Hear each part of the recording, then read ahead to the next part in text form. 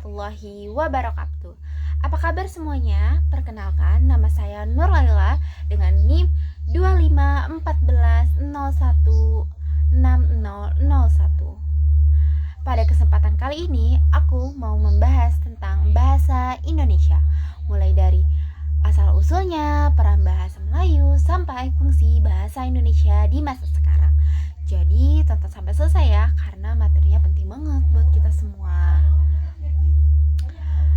Oke, jadi di bagian pertama, apa sih sumber bahasa Indonesia?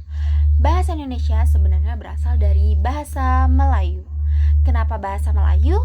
Karena sejak dulu bahasa Melayu sudah berfungsi sebagai lingua franca. Apa itu lingua franca? Singkatnya, lingua franca adalah bahasa perantaran yang digunakan oleh kelompok masyarakat yang berbeda bahasa ibu.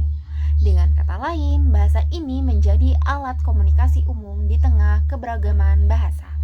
Nah, bahasa Melayu ini dipakai hampir di seluruh kawasan Asia Tenggara.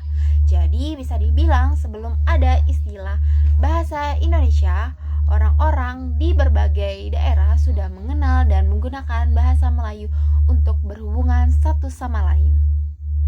Dan yang kedua, fungsi bahasa Melayu zaman Kerajaan Sriwijaya. Pada masa Kerajaan Sriwijaya, bahasa Melayu memiliki peran yang sangat penting. Pertama, digunakan sebagai bahasa kebudayaan, misalnya dalam penulisan buku-buku, aturan hidup, dan ajaran. Kedua, menjadi alat komunikasi antar suku. Kita tahu sendiri, Nusantara ini terdiri dari banyak suku dan bahasa. Jadi butuh satu bahasa yang bisa dimengerti bersama, dan bahasa Melayu menjadi jawabannya. Ketiga, bahasa Melayu selalu digunakan dalam perdagangan. Bayangkan saja pedagang dari Jawa, Sumatera, Kalimantan, bahkan dari luar negara seperti India dan Tiongkok pasti juga membutuhkan bahasa perantaran untuk bisa saling mengerti. Lalu yang keempat, bahasa Melayu juga dijadikan bahasa resmi kerajaan. Hal ini menunjukkan bahwa bahasa Melayu bukan hanya sekedar bahasa sehari-hari, tapi juga punya kedudukan tinggi di pemerintahan. Lalu selanjutnya, mengapa bahasa Melayu diangkat menjadi bahasa Indonesia? Jawabannya ada beberapa. Yang pertama, karena semua suku di Nusantara bisa menerima bahasa. Bahasa Melayu ini dianggap netral dan tidak memiliki suku tertentu. Kedua, bahasa ini sudah lama digunakan dalam perdagangan dan komunikasi, sehingga masyarakat sudah terbiasa. Dan ketiga, sistem bahasa Melayu relatif sederhana, sehingga lebih mudah dipelajari dan dipahami oleh masyarakat dari berbagai latar belakang. Dan yang bagian keempat adalah bahasa Indonesia sudah diresmikan pada tanggal 28 Oktober 1928 saat para pemuda dari berbagai daerah mengucapkan Sumpah Pemuda. Dalam sumpah itu terdapat kalimat yang sangat bersejarah, yaitu Sumpah Pemuda. Kami, putra dan putri Indonesia, mengaku bertumpah darah yang satu, tanah air Indonesia. Kami, putra dan putri Indonesia, mengaku berbangsa yang satu, bangsa Indonesia. Kami, putra dan putri Indonesia, menjunjung bahasa persatuan, bahasa Indonesia. Dari situlah bahasa Melayu resmi berubah menjadi bahasa Indonesia. Selain itu, bahasa Indonesia juga ditegaskan dalam Undang-Undang Dasar 1945, tepatnya Bab XV Pasal 36. Jadi, dasar hukum bahasa Indonesia sebagai bahasa resmi negara sudah sangat kuat. Dan yang selanjutnya adalah fungsi bahasa Indonesia. Sekarang, mari kita lihat fungsi bahasa Indonesia. Fungsi terbagi menjadi dua bagian besar.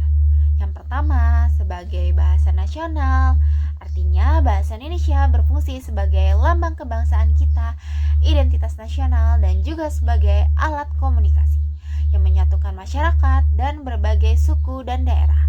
Jadi, meskipun kita punya ratusan bahasa daerah, bahasa Indonesia menjadi perekat persatuan bangsa.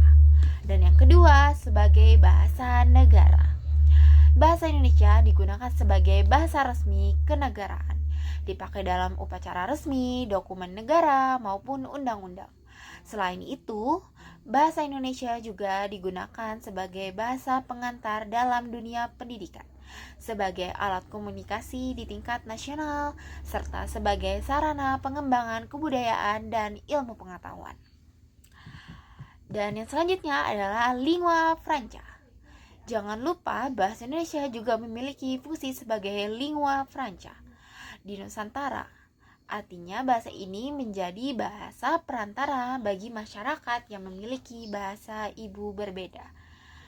Fungsi ini sudah ada sejak dulu ketika bahasa Melayu dipakai dalam perdagangan, penyebaran agama, hubungan budaya, hingga pertukaran informasi antar wilayah.